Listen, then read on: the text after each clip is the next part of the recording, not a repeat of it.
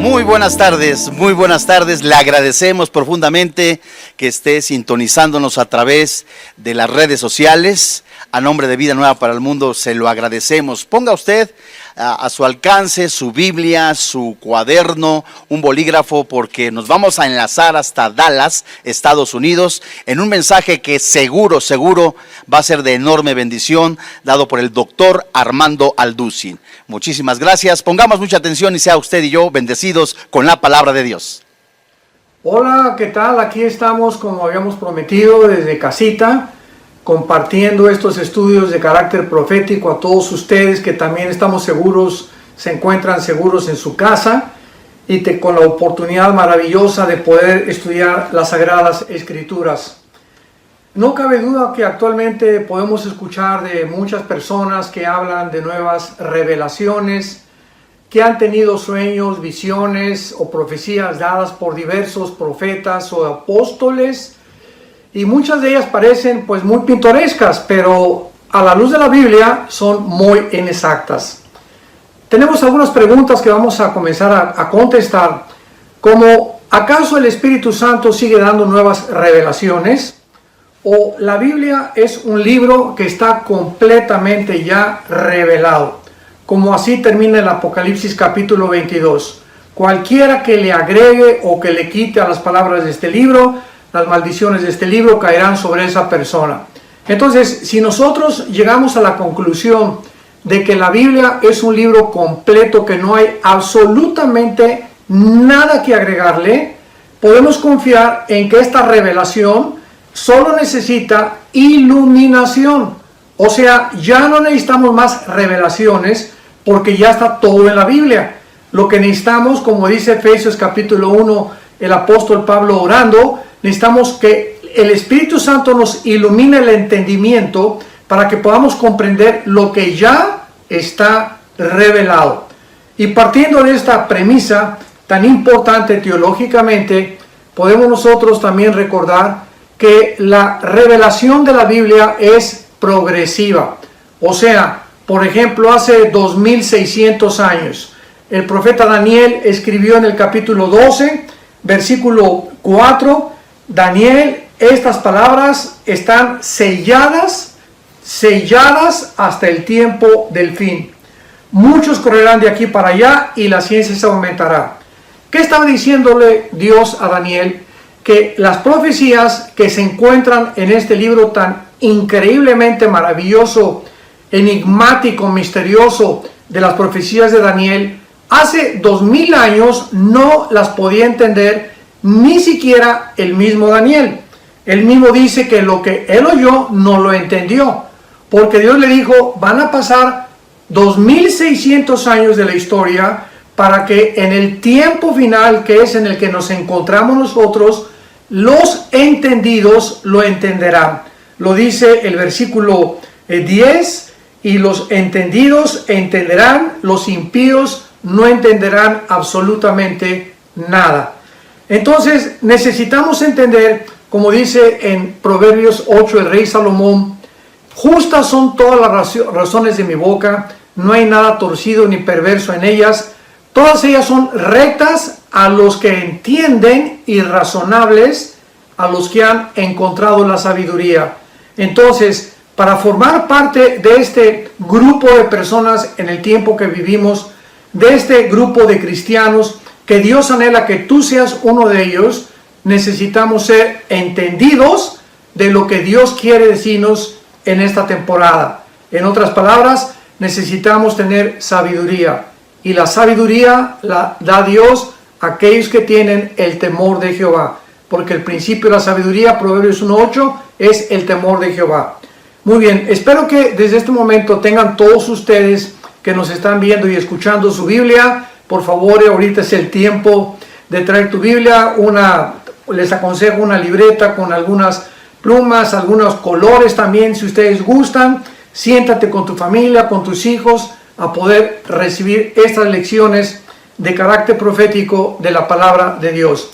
Vamos a ver a continuación que hay una doctrina que es de lo más controvertido actualmente, y quiero hablar de ello, acerca del arrebatamiento de la iglesia. En primer lugar, hay personas que niegan que ni siquiera va a haber un arrebatamiento. Otros dicen que no es posible porque es una doctrina que se comenzó a enseñar hace 1 o 2 siglos, y pues es lógico que realmente se pudiera enseñar hace poco, porque si recordamos que la revelación de Dios es progresiva, pues nos damos cuenta de que hace 1 siglo o 2 siglos al Espíritu Santo no tenía él la intención de que nos introdujéramos profundamente en esta enseñanza, porque es bíblica y tenemos que creer todo lo que la Biblia dice, porque realmente no nos encontrábamos en los tiempos finales. Cuando comenzamos a entrar a los tiempos finales, que Cristo profetizó en Mateo 24 que habría guerras, rumores de guerras, pestes, terremotos, hambres, y que sería el principio de los dolores. Bueno, pues fue en 1914 con la Primera Guerra Mundial. En el video pasado todos ustedes vieron cuando pude hacer un análisis de la geopolítica bíblica y geográfica del mundo, cómo a través de todo el siglo XX las guerras que se suscitaron después de la Segunda Guerra Mundial han desencadenado precisamente en el siglo XXI que nos encontramos con todo lo que está aconteciendo a nuestro alrededor. Decía un gran poeta y un gran escritor que si queremos encontrar nosotros y entender el presente, tenemos que conocer el pasado, porque los que no conocen el pasado están condenados a volver a repetir los mismos errores que se cometieron en el pasado. Entonces, esta doctrina del arrebatamiento de la iglesia no es nueva, se encuentra en la Biblia, pero la iluminación acerca de esta doctrina ha despertado en los últimos, podríamos decir, 60, 70 años, porque el Espíritu Santo ha considerado de que ya nos encontramos en la última generación y los cristianos necesitamos tener este conocimiento para prepararnos a escuchar esa voz que se oirá desde el cielo. Los 4 jinetes del Apocalipsis vendrán después del arrebatamiento y nosotros, millones de seres humanos en el mundo, vamos a desaparecer de la noche a la mañana. Estarán 2 en el campo, uno quedará y continuará labrando el campo, otro desaparecerá. Otros en la noche estarán dormidos porque uno va a desaparecer y la otra se va a quedar. O al revés, él se va a quedar y ella se va a ir. En fin, solamente Dios sabe. Y gracias a Dios por los matrimonios que están en Cristo, porque nos iremos los 2 juntos y los únicos que se van a quedar en la casa va a ser el perro y el gato. Eso esperamos. Muy bien. Entonces es importante que nosotros sepamos que esta doctrina del arrebatamiento es maravillosa, porque es la bienaventurada esperanza que en el capítulo 2 de Tito se mencionó, aguardando la bienaventurada esperanza y la manifestación gloriosa de Jesucristo desde los aires. Y termina, vamos a continuación a leer el pasaje primera de Tesalonicenses capítulo 4, para que veamos cómo termina en el versículo 18, que nos alentemos unos con otros.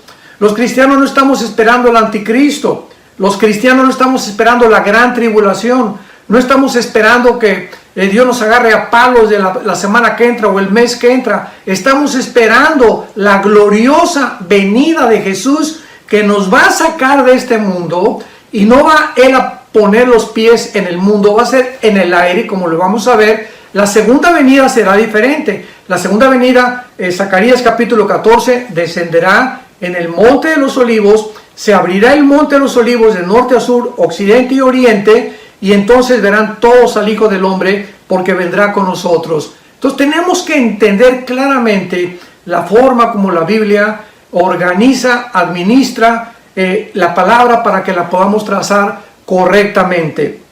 Dice en la primera carta a los tesalonicenses, por favor abre tu Biblia en el capítulo 4, versículo 13 en adelante. Tampoco queremos, hermanos, que ignoren acerca de los que duermen, para que no se entristezcan como los otros que no tienen esperanza. Cuando Pablo aquí está dirigiéndose a la iglesia de Tesalónica, les está diciendo, no quiero que ustedes, como también los cristianos del siglo XXI, Dios no quiere que nosotros seamos ignorantes de todas las personas familiares nuestros que ya no están en este mundo, que han muerto. ¿Y por qué? Porque tenemos que entender que cuando ellos murieron, si murieron en Cristo, están en un mundo mucho mejor que el de nosotros. Claro que el instinto de verdad de paternal, de hijo hacia padre, padre hacia hijo, esposo hacia esposa, quisiéramos que se quedaran con nosotros. Sin embargo, cuando oímos estas palabras y sabemos que han sido simplemente cambiados de un mundo a otro mundo, han salido de este planeta Tierra para estar en otro mundo muchísimo mejor que el de nosotros. Y cuando tenemos este conocimiento, tenemos una esperanza de que pronto los vamos a ver ellos a nosotros y al contrario de querer anhelar que se queden más tiempo con nosotros, a sufrir en este mundo, pues nos da la esperanza de saber que cuando parte un ser querido, parte a la presencia del Hijo de Dios. Entonces, esto era el anhelo de Pablo. Él no quería que ignoraran, ni Dios quiere que nosotros permanezcamos en la oscuridad acerca de qué pasa después de la muerte. Y esto es muy importante porque no hay nadie en este mundo, jamás ha existido nadie en este mundo que salga de la muerte y que regrese, o que muera y que regrese a la vida, más que Jesucristo. Entonces, Jesucristo es el único calificado para poder realmente decirnos con la verdad de Dios qué hay después de la muerte, y a eso vino Él claramente. Aparte de morir en la cruz y dar su vida por nosotros, Él quería que viéramos que al vencer la muerte a los 3 días y salir de la tumba, nos deja la esperanza de volver a vivir con Él. Continuamos leyendo el versículo 14. Porque si creemos, vean ustedes el sí condicional, si creemos. O sea, porque no todos creen en la resurrección, pero yo te hablo a ti que eres cristiano y que tienes la esperanza que nosotros tenemos de volver a vivir otra vez. Si creemos que Jesús murió y resucitó, así también traerá Jesús traerá Dios con Jesús a los que durmieron en Él. En otras palabras, cuando Cristo venga por nosotros en el arrebatamiento, si tú mueres hoy en la noche o la semana que entra, tu cuerpo lo entierran y se lo comen los gusanos, o te pueden cremar también. Si no te creman, de todas maneras el cuerpo va a ser comido por los gusanos. No importa que mueras ahogado y que te coman las pirañas o los peces o un tiburón en el mar, o que bajo un terremoto quedes sepultado bajo kilos de toneladas de piedras, o que en un avión vayas a morir, se estrelle el avión, o con cáncer en un hospital. No importa la forma como Dios va a llevarnos al otro mundo, pero de todas maneras está establecido, dice Hebreos 9:27, que muramos una sola vez y después entonces el juicio. Entonces dice la Biblia que si tú mueres hoy en la noche, pues te entierran, tu cuerpo se deshace, no importa lo que el cuerpo le pase, pero cuando mueres van a salir 2 cosas de ti y de mí: el alma y el espíritu, porque somos un espíritu, tenemos un alma y vivimos dentro de un cuerpo.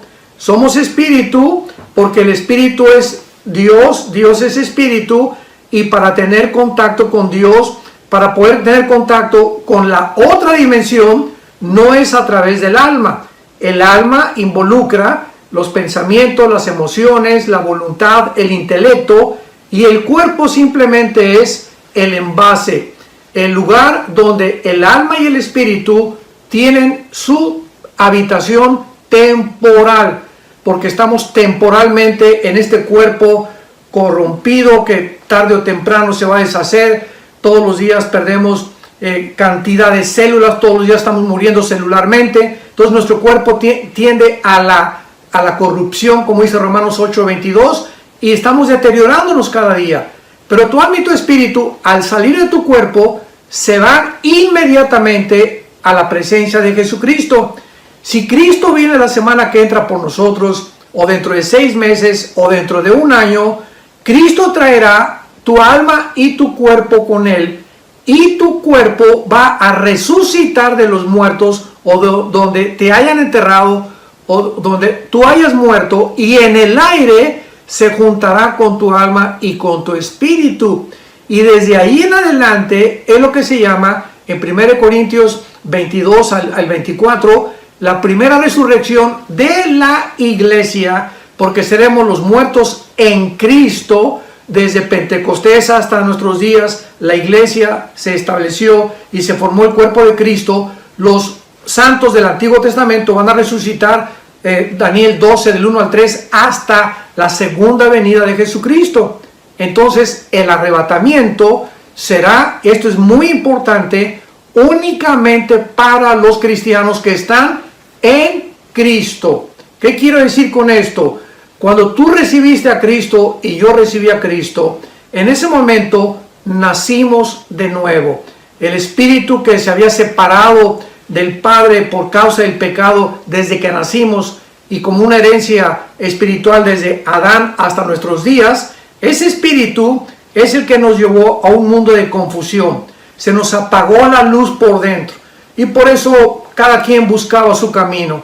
Unos que el comunismo, ideologías, el humanismo, el pluralismo ideológico, el darwinianismo, otros con los brujos, otros en el budismo, otros en la cienciología o la dianética, y así cada ser humano comenzó a buscar, desviados todos nosotros por no tener la luz y el Espíritu Santo, pues una respuesta a la razón por la cual nosotros existimos, de dónde venimos, quiénes somos, hacia dónde nos dirigimos. Entonces, al nacer de nuevo, al recibir a Cristo en tu corazón, el Espíritu Santo entra dentro de nosotros, y en ese momento dice Efesios 1, 13 y 14, somos sellados con el Espíritu Santo. El sello implica protección y pertenencia. Hace mucho tiempo, cuando era joven, en mis años mozos, pues viví mucho tiempo en un rancho, y me encantan todavía los caballos, me gusta el campo, ¿verdad? Y pues aprendí todas las suertes de la charrería, fui charro también, y aprendimos a marcar a los becerros, a capar a los toros, y toda la suerte que uno puede tener. Y una de las cosas que aprendí, ¿verdad?, fue lo primero que me enseñaron los rancheros, es que cuando teníamos un becerro que acababa de nacer, agarrábamos un fierro caliente que estaba en las brasas, y en el fierro, hagan de cuenta que si fuera de la propiedad de mi papá, pues tendría una A de Alducin. Entonces le poníamos el fierro caliente al becerro y quedaba impregnado en su piel, pero así tremendo, la A que indicaba que si ese becerrito se brincaba el corral o la barda de nuestro rancho, entonces los rancheros del otro lado, o el que lo encontrara, sabía por el sello que lo tenían que respetar, que nos pertenecía a nosotros. Entonces, esto es lo mismo que quiere el Espíritu Santo decirnos. Cuando el Espíritu Santo nos sella, indica que somos propiedad de Dios. Ahora bien, ¿quiénes ven este sello? Pues los demonios, los ángeles caídos, todo el mundo espiritual que nos rodea sabe perfectamente bien quiénes estamos realmente sellados con el Espíritu Santo. Acuérdense ustedes el pasaje en el libro de los Hechos, cuando el apóstol Pablo comenzó a predicar, y en ese momento llegaron los hijos de un sacerdote falso a tratar de exorcizar a una persona endemoniada, y los demonios dijeron: bueno, ¿ustedes quiénes son? A Pablo conocemos, pero ¿ustedes quiénes son? Entonces nos damos cuenta que los demonios saben perfectamente bien quiénes estamos sellados y nos respetan. Acuérdense en Job capítulo 1, cuando Satanás quiso atacar a Job, había un cerco protector, una valla, y el diablo no podía entrar a tocar a Job sin el permiso de Dios. Y si en el Antiguo Testamento tenía el pueblo de Dios, como dice en los Salmos, no toquéis a mis ungidos, imaginémonos ahora en el Nuevo Testamento la protección sobrenatural maravillosa que tenemos los cristianos, porque estamos rodeados ahora de ángeles, como dice el Salmo 91, mandará a tus ángeles que tu pie no tropiece en piedra, y los ángeles de Jehová acampan, Salmo 34, alrededor de los que le temen y nos protege. En el momento que nosotros nos brincamos el corral, nos salimos de donde están las ovejas y nos vamos al mundo otra vez, o comenzamos otra vez a practicar las cosas de las cuales Dios nos salvó antes de ser cristianos, nos quedamos descubiertos otra vez. Y Dios no puede entonces más que dejar que los demonios te ataquen y puedan lastimar tu vida mentalmente, produciéndote alteraciones nerviosas, quitándote el sueño, paranoias, psicosis, sociopatías, esquizofrenias y todos los calificativos que la psicología ha tratado de nombrar para los problemas que no son normales en los pacientes que ellos han examinado, pero que la Biblia nos muestra que el 90% de los problemas que se encuentran detrás de un problema anormal mental se encuentran los demonios, que son espíritus. La palabra daimón significa ser inteligente, son espíritus reales. Y cuando Cristo lee los 4 evangelios, los 4 evangelios nos hablan que Cristo comienza su ministerio echando demonios. ¿Y dónde creen que los encontró? En las sinagogas, en los lugares donde había más religiosidad, porque se esconden detrás de la religión, tratando de aparentar que la religión es lo suficiente para que un ser humano se vaya al cielo. Muy bien, regresamos a nuestro pasaje de Primera de Tesalonicenses, y entonces el apóstol Pablo continúa diciendo: si creemos que Jesús murió y resucitó, versículo 14, así también traerá Jesús a los que durmieron en él. Y explicamos a todos los que mueran, si mañana viene Cristo y tú te mueres antes, tu espíritu y tu alma vienen con él, resucitas y en el aire nos encontramos con él.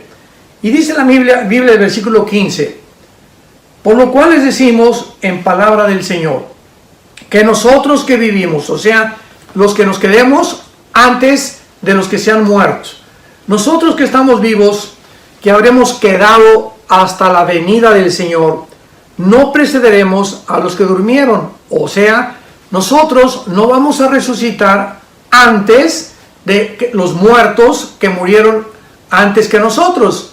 O sea, todos los que han muerto, si Cristo viene ahorita dentro de 3 horas, todos los que han muerto desde Pentecostés hasta nuestros días son los primeros que van a resucitar, después nosotros los que estamos vivos. Porque el Señor mismo, con voz de mando, con voz de arcángel y con trompeta de Dios, descenderá del cielo, y aquí está claramente, y los muertos en Cristo. ¿Quiénes son los muertos en Cristo? Los que se encuentran bautizados por el Espíritu Santo en su cuerpo. En el momento de la salvación, enfatizo y vuelvo a repetir, cuando tú recibes a Cristo, somos sellados, somos regenerados. Entra una nueva naturaleza dentro de nosotros a comenzar a pelear contra la antigua naturaleza, y de ahí en adelante el Espíritu Santo nos bautiza. La palabra bautismo significa amalgamar, identificar, y lo explica Romanos 6 del 1 al 4. ¿Que no sabéis que los que hemos sido bautizados en Cristo hemos sido bautizados en su muerte? No está hablando aquí del bautismo en agua, porque si el bautismo en agua salvara, pues entonces podríamos decir que es por obras. ¿De qué bautismo está hablando Romanos 6? Hazte esta pregunta del 1 al 4. No es el bautismo en agua, es el bautismo del Espíritu Santo.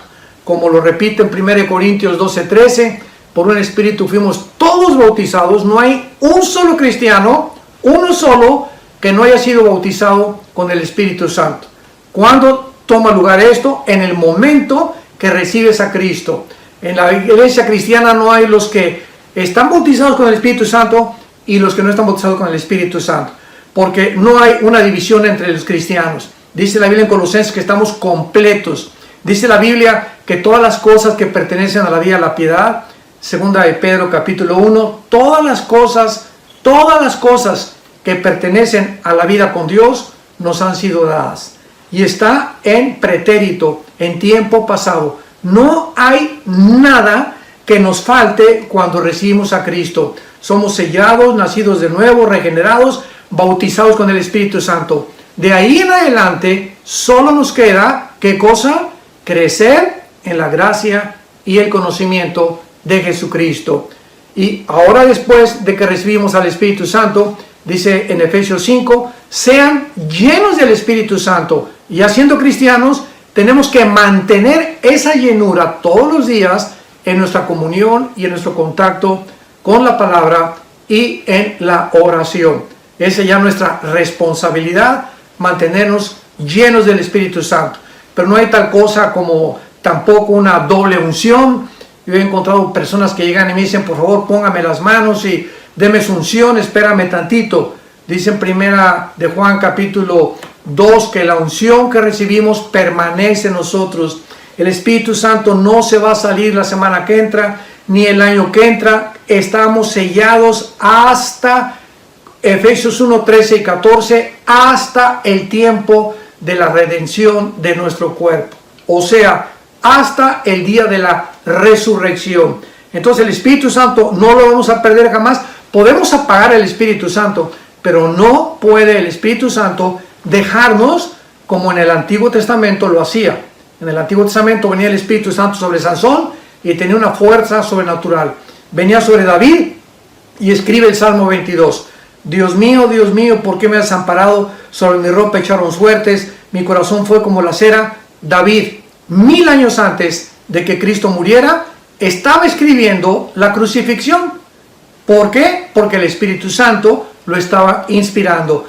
Pero antes de Pentecostés, el Espíritu Santo se salía de los que eran el pueblo de Dios y entraba otra vez en ellos, se salía y entraba. Desde Pentecostés hasta nuestros días, ya el Espíritu Santo hace su morada permanente dentro del cuerpo humano.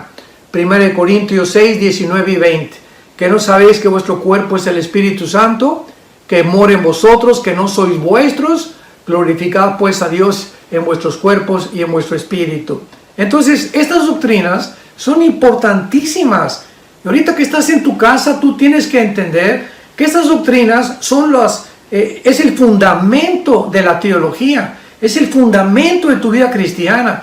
Estamos rodeados de barbaridades en las redes sociales, en internet, en YouTube, en Instagram, en Facebook, etcétera, etcétera, de tantas personas y de tanto que oímos, que porque los cristianos no tuvieron el tiempo en la iglesia más que de, ahora sí, una torta el domingo, y de lunes a viernes no volvías a abrir la Biblia y eras un cristiano de domingo. ¿Por qué crees? Y pienso que es una de las razones de Dios. ¿Por qué crees que estamos encerrados ahora? ¿Por qué estamos ahora enjaulados? ¿Qué propósito tiene Dios para no distraernos con nada? Porque no vamos a distraernos con nada ahora sí, no podemos hacer nada, no podemos salir más que a comprar los víveres. Una vez a la semana mi esposa va y yo la acompaño a comprar las cosas del mercado y a regresar y encerrarnos a la casa. Ahora sí tenemos tiempo de conocer a Dios, de leer las Sagradas Escrituras, de tener el altar familiar, de poder comenzar a pensar en las cosas que valen realmente la pena, que es en cualquier momento nos vamos al otro mundo y, como dice la Biblia, prepara.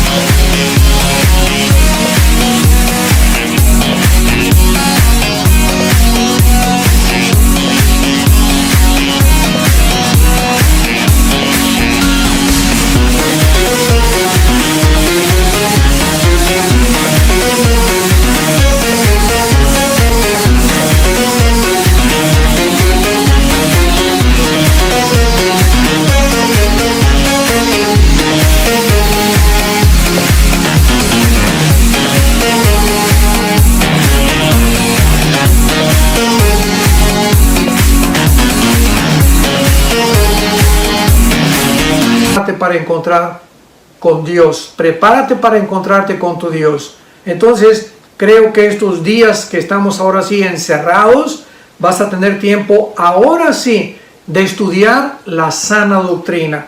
No tantas cosas que hemos aprendido de otras fuentes que no tenían ninguna relación con la Biblia y que, pues porque la persona que las predicaba era una celebridad o era alguien famoso, lo aceptábamos como si fuera la verdad.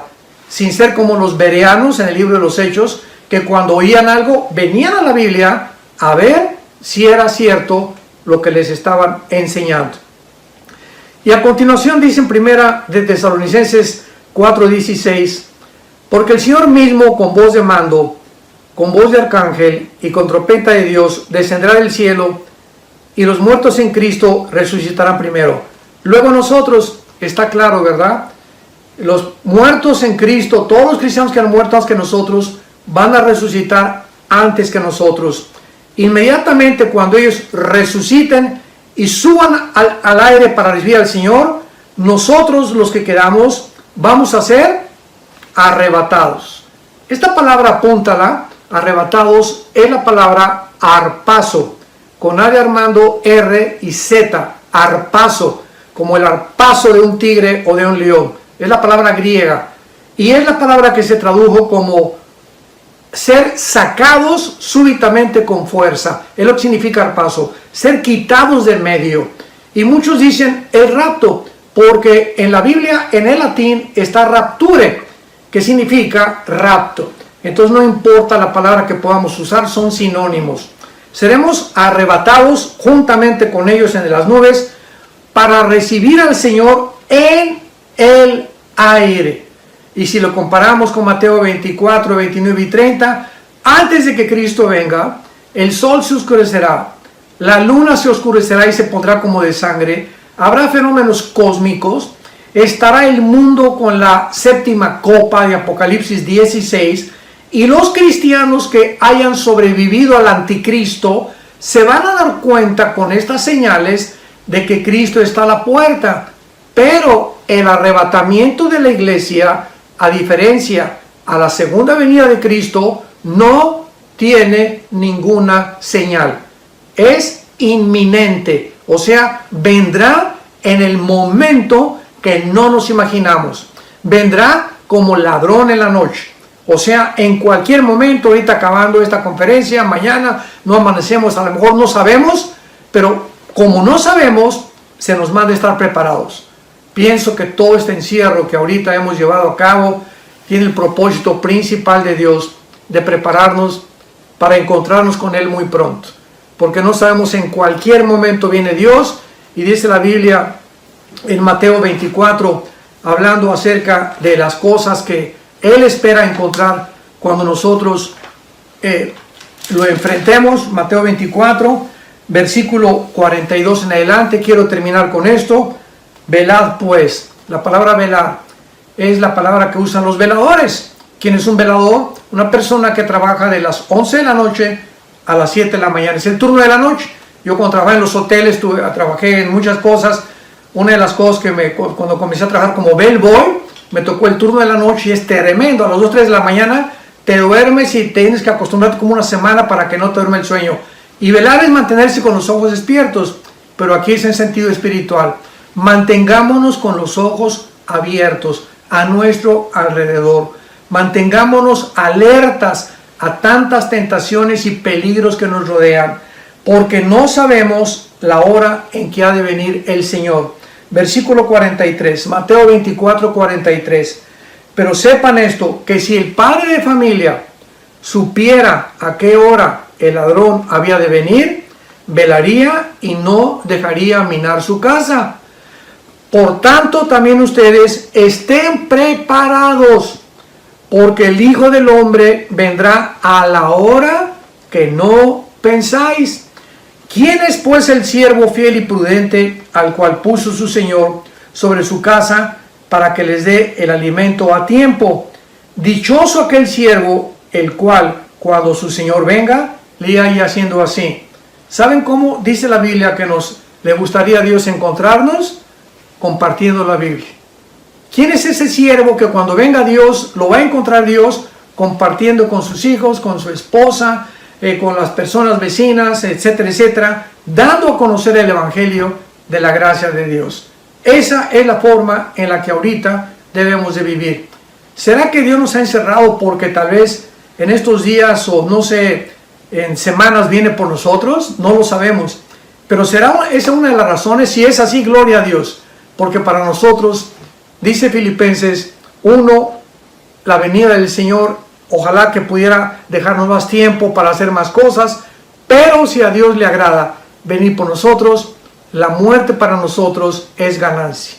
Vamos de gane porque ya dejamos de sufrir, nuestras lágrimas serán secadas y ya jamás tendremos enfermedades ni dolor de ninguna especie.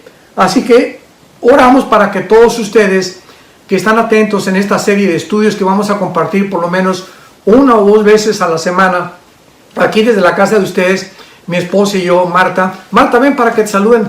No. Dice que ahorita no, que la dejen arreglarse para la próxima vez. Bueno, ustedes saben cómo son las mujeres, ¿verdad? Bueno, pero vamos a compartir aquí con ustedes y nos da mucho gusto que hayan podido tener el tiempo y el amor a la palabra y a la verdad para que puedan mantenerse firmes en la esperanza a la que todos hemos sido llamados. Te damos gracias, Padre, por estos estudios, por abrir nuestro entendimiento a tu palabra y por hacernos conocer que ya los cascos del Apocalipsis se escuchan en el cielo, que la voz del novio se escucha ya que viene por nosotros, y queremos con todo el corazón, Señor, que nos encuentres irreprensibles en santidad, para que podamos ser dignos de aquel arrebatamiento, de estar contigo y ser contados contigo en el reino venidero. Y tú tal vez que nos ves que no tienes a Cristo todavía, aprovecha este tiempo que tienes a soledad ahorita en tu casa para decirle a Dios que te perdone tus pecados. Dile que crees lo que Él hizo en la cruz del Calvario, que eres una persona vulnerable, que tú no tienes el control de la muerte en tus manos y que en cualquier día te pasas al otro lado. Entonces, ¿qué cosa más segura de tener esa esperanza en nuestro corazón de que pertenecemos a Dios y que nada ni nadie nos puede separar de su amor? Y dile a Dios también, ¿verdad?, que entre a tu corazón en la persona de Cristo y que Él pueda darte el perdón de tus pecados y la vida eterna. Son cosas tan fáciles de hacer que ahorita tienes la oportunidad de poder hacerlas. Les mandamos un gran saludo, que Dios les bendiga y que tengan mucha paz.